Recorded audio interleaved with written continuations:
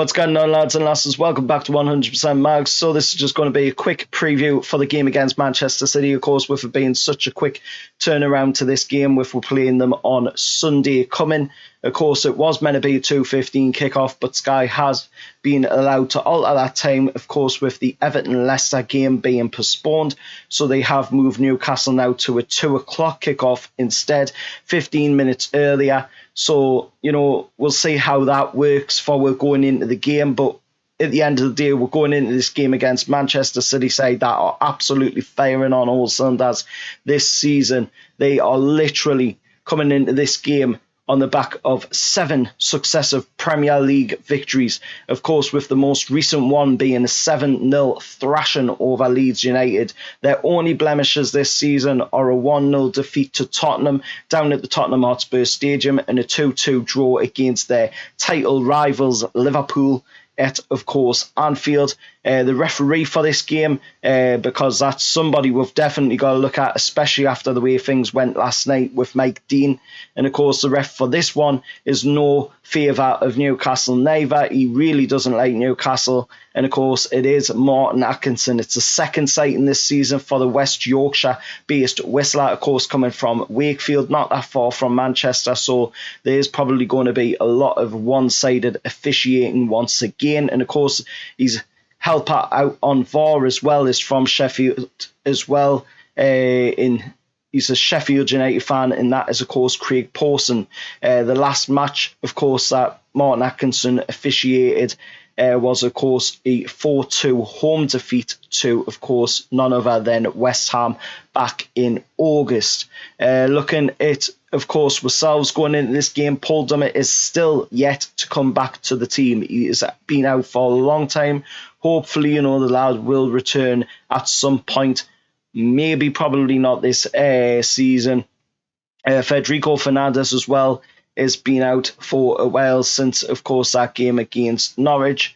And, of course, we did see him pictured with a compression cast on his legs. So, hopefully, it's nothing majorly serious.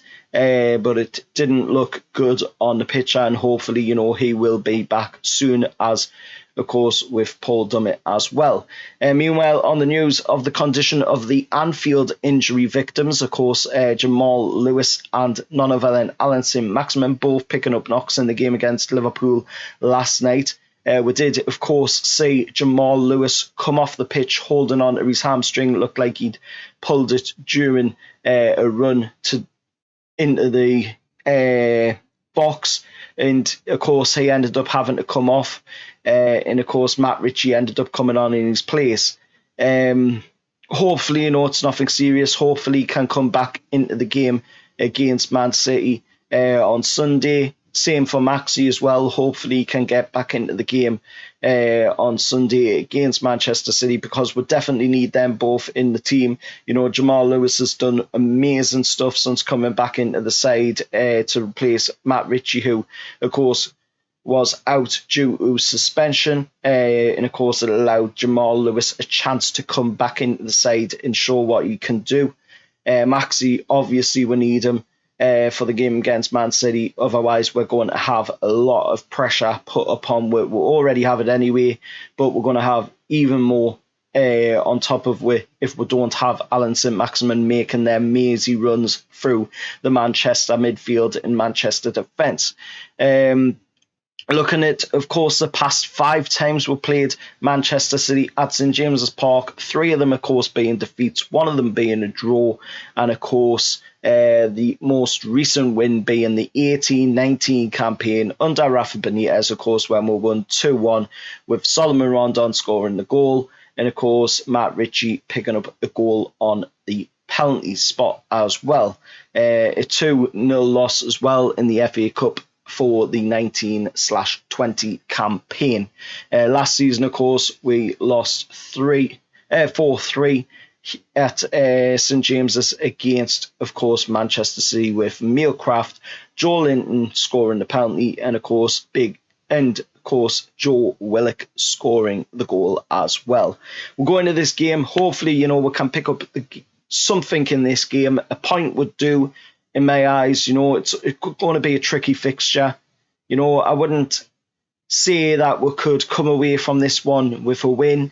But like I say, surprises have happened. Look at the 18-19 campaign, we won 2-1 against them. Surprises do happen. At the end of the day, football is a funny old game, and of course, you never know what's going to happen. Hopefully, we can do something amazing on Sunday. But I'm looking more towards the game against Man United after this. I think we can do something in that game, and then of course the game against Everton after that as well. I definitely think that there is a chance that we could get something out of them 2 games after, of course, this game against Manchester City. But let us know your thoughts down in the comments below. As always, remember, like, share, subscribe to 100% Mags. I'm on the road to 700 subscribers, trying to hit that 1K milestone before the anniversary of the channel next year on the 12th of May.